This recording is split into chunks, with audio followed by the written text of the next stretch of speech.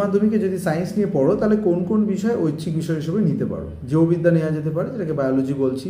যদি মেডিকেল বা বায়োসায়েন্সের দিকে যায় এটাতে নাম্বার প্রচুর ওঠে। স্ট্যাটিস্টিক্স সব কটা স্কুলেতে নেই, কিন্তু যে যে স্কুলেতে আছে তাহলে আগ্রহী স্টুডেন্টের জন্য ইকো ম্যাথ স্টার কম্বিনেশন এটা খুবই ভালো। কম্পিউটার সায়েন্স তো রয়েছেই, কম্পিউটার সায়েন্স বলছি কিন্তু কম্পিউটার অ্যাপ্লিকেশান নয়। তো এখান থেকে অনেক কিছু প্রোগ্রামিং স্ট্রাকচার, কিন্তু স্কুল বুঝে জায়গা বুঝে এটা নেওয়া উচিত। ভূগোল যদি আমি বলি তাহলে ভূগোলটাও খুবই ভালো, রিলেটিভলি নিউমেরিক্যাল অনেক কিছু থাকে। ইকোনমিক্সটা রয়েছে পরবর্তীকালে, ইকোনমিক্স অনার্স নিয়ে পড়ার সুবিধা রয়েছে। অর্থনীতিতে অনেক স্কোপ রয়েছে। আর্টসের দিকে চলে গেলে philosophy and food and nutrition আর হোম সায়েন্সকে আমি এগিয়ে রাখবো। এই তিনটে বিষয়ের ওপরে প্রচুর নম্বর তোলার চান্সেস রয়েছে।